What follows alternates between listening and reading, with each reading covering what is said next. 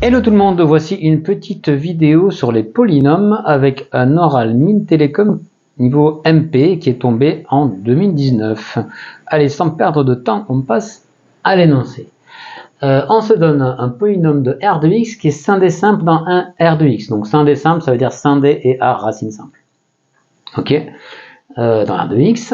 Montrer que P' aussi, il est scindé simple dans R de X. Première question. Et deuxième question, plus géométrique, comparer les moyennes arithmétiques des racines de P et de P'. À vous de jouer. Alors, première question, oh, ça va, c'est tranquille, non? En fait, c'est juste le théorème de Rolle, les amis. C'est de la fausse algèbre, ça, c'est de l'analyse. Ouais. Donc, il est scindé simple. Alors, mettons que degré de P égale à N. Si degré de P égale N. Ouais. On écrit ça, on écrit quoi? Il est scindé simple. Donc, P, il s'écrit A fois produit des X moins lambda K pour K allant de 1 à N, où A appartient à R étoile, et puis les lambda K sont réels, sont différents. Ouais. Et on va les mettre dans l'ordre, ils sont réels. Et lambda 1, inférieur strict, etc., et inférieur strict à lambda N. Donc, ils sont différents, et du coup, comme ils sont réels, je les classe. J'ai le droit. D'accord? Et donc, on applique le théorème de Rolle. Hein? Donc, si K appartient à 1, N-1, on applique Rolle, on applique le théorème de Rolle à P entre lambda K et lambda K plus 1. D'accord? Parce que je vais jusqu'à lambda, c'est pour ça que je vais jusqu'à K égale N-1, pas plus. Hein? Et donc, ça fait K, d'où xi K appartenant à lambda K plus 1 ouvert, tel que P' de xi K est égal à 0. Et donc, qu'est-ce qui se passe? Alors, pourquoi? Oui, alors pourquoi? Parce que ils ont la même image. Ouais, car, terme de Rolle, hein, car P de lambda K, égale à P de lambda K plus 1. Est égal à 0, en l'occurrence. Et donc, du coup, qu'est-ce qui se passe? Vous avez lambda 1, lambda 2, on va en faire quelques-uns, lambda 3, etc. Et à la fin, vous avez lambda n, et là, vous avez lambda n1.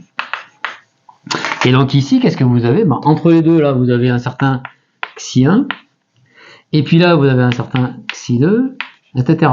Et là, vous avez, alors vous voyez, xi1, c'est au-dessus de lambda 1, et là, vous avez xi n-1. Vous appliquez le théorème de Rolle n-1 fois. D'accord? Donc n, il est supérieur à 1 ici. Et alors, ils sont tous différents. Pourquoi? Parce que c'est dans les intervalles ouverts à chaque fois. Il faut bien noter ça.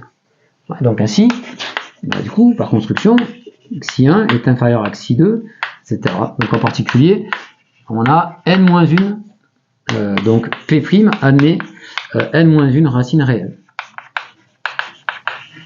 Et comme en fait, il est de degré n-1, degré P' est égal à n-1, et du coup, ça fait qu'il est scindé. Il est scindé simple. D'accord? Parce qu'elles sont toutes différentes. Hein? Donc si vous voulez, P' est scindé simple. Ça va pour cette première question?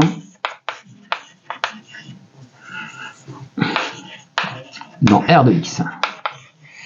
Quoi d'autre? Alors attends, peut-être il faut regarder les cas particuliers.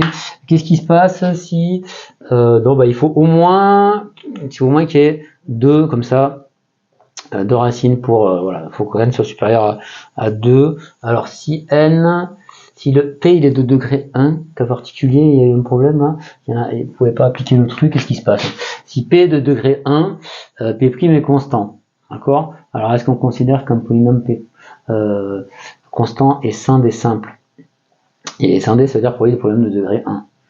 Donc quand même, il faut quand même supposer que le degré est supérieur à 2. Voilà, c'était pas marqué, hein. Ouais. Donc, parce que si P est de degré 1, ça marche pas. Non? P' n'est pas scindé. C'est pas produit de polynôme de degré 1. Ou sinon, on produit de 0 polynôme de degré 1. Logique. Un produit vide. Ça fait 1. Bon, voilà, comme vous voulez. Oui, alors j'ai oublié de vous dire un truc, c'est que du coup, en fait, il y a un résultat qui est plus un résultat d'analyse, qui vous dit que ça marche même avec scindé tout court. Si P est scindé, alors P' est scindé.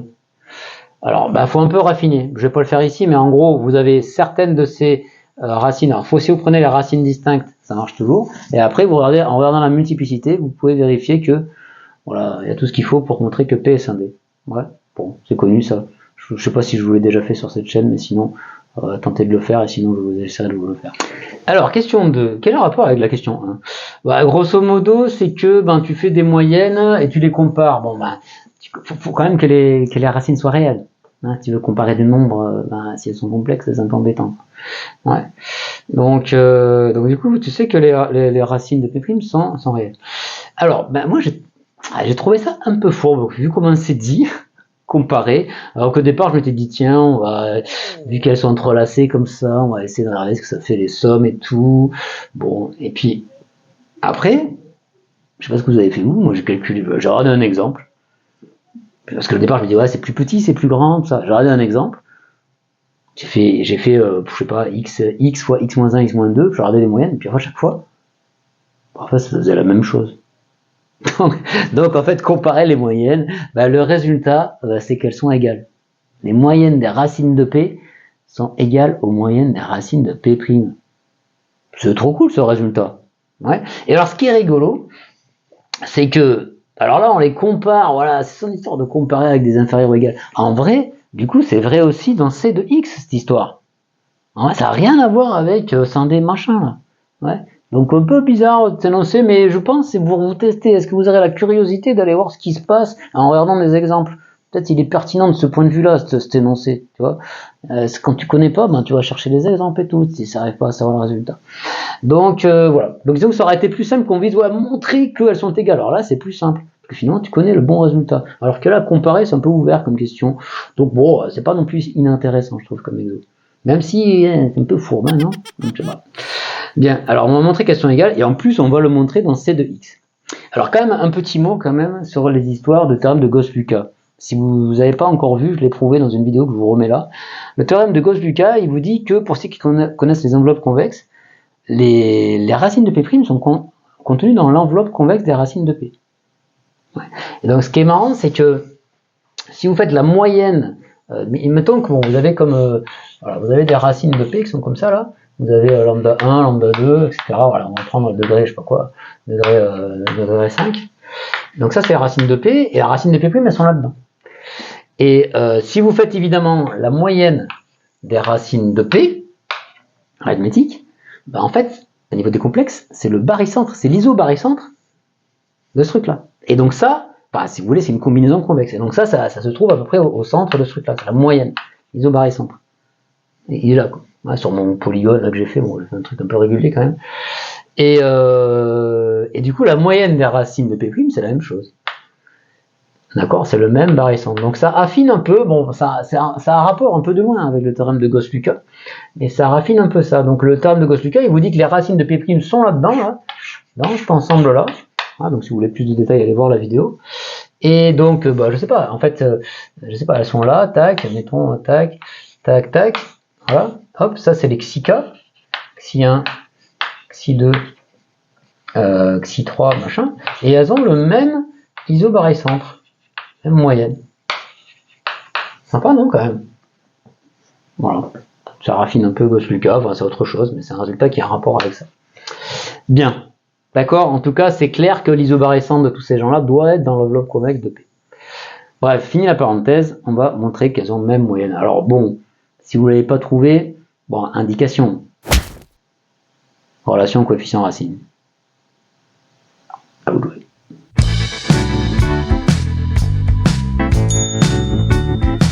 Bien, alors, donc on a dit qu'on faisait ça avec le polynôme de C de X, parce que ce serait dommage quand même de s'en priver. Donc on prend un polynôme non constant de degré n supérieur à égal à 1 dans C de X. Donc dans C de X, bon il est scindé, enfin bon voilà, on a ces racines, on va les appeler les lambda k. On va l'écrire ça comme ça, donc P égale A0 plus etc plus ANXN, où AN, donc c'est le coefficient dominant de de P, on suppose que il est de degré n. Et alors vous savez que d'après les relations coefficients racines, ben, vous savez que si on note, alors notons, on va noter de racine lambda 1. Alors ici qu'on va noter, on va répéter avec multiplicité. Ah oui, alors quand même c'est important. Pour que ça marche, il faut les répéter avec multiplicité. Ouais, lambda n, alors éventuellement confondu, donc c'est, si vous voulez, P, en fait du coup, on l'écrit comme AN. On va écrire ça comme ça. Tac. Ici c'est pas très joli. P, on va l'écrire AN fois le produit des x moins lambda k. Pour k allant de 1 à n. Donc on les répète. Ouais. Et alors, en notant, bon, on peut définir les fonctions symétriques élémentaires, mais ici on n'aura besoin que de sigma 1, que de la somme des lambda n. Et vous savez que quand on divise par le polynôme, enfin le coefficient dominant, 1 sur an p, ça fait xn moins sigma 1 xn moins 1 plus blablabla plus moins 1 puissance n fois sigma n. Sigma n c'est le produit. Okay, donc c'est ça qui compte. Bien, et alors quand vous écrivez ça comme ça, quand même la moyenne arithmétique, ça fait intervenir la somme. Donc, il suffit de dériver là, et puis ça va nous donner ce qu'il faut. Si on dérive, ça fait quoi? Donc ça fait 1 sur an p' égale à n xn moins 1, bon lui on s'en fiche un peu, moins sigma 1 n moins 1, xn moins 2, plus, etc. Bon, les autres termes de degré inférieur. D'accord? Donc, mais, du coup, ici, si vous divisez encore par n, qu'est-ce que vous allez obtenir? Ici, vous avez le coefficient dominant de P'. Donc, on divise par n. Ça fait 1 sur n à n. P' est égal à xn moins 1 moins sigma 1 n moins 1 sur n xn moins 2 plus patin tout ça. Et donc maintenant, qu'est-ce que je sais? Donc ici, ça c'est un polynôme unitaire. Donc là, ici, en fait, si on note S1, la somme des racines de P', répétée avec multiplicité, hein, la racine de P', eh bien, c'est la même racine que ce polynôme-là. Donc là, en fait, ça, c'est exactement S1. Ce coefficient, encore la relation coefficient-racine, maintenant appliquée à P'. D'accord? Et donc ça fait S1. Donc S1, toujours relation coefficient-racine.